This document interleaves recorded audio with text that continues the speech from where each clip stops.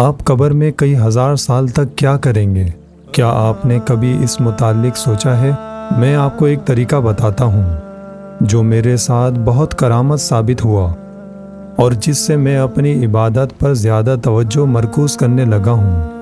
دوستو، قبر بہت خوفناک ہے، بہت ڈراؤنی ہے، ایک گپت اندھیرا ہے جہاں کئی ہزار سال تک رہنا ہے۔ سوال یہ ہے، ہم وہاں کیا کریں گے؟ کیا آپ نے کبھی اس کا تصور کیا ہے؟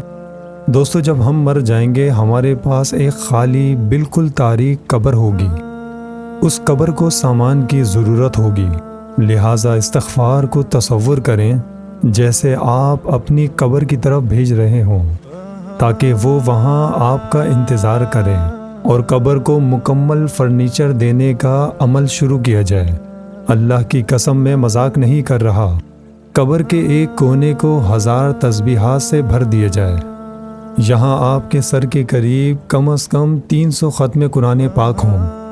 ہر رکوع کو، اپنے ہر عمل کو یہ تصور کر کے ادا کریں کہ آپ اپنے اس عمل کو اپنے قبر کی جانب بھیج رہے ہیں کہ جب آپ قبر میں جائیں تو اپنے آپ کو وہاں تنہا نہ پائیں۔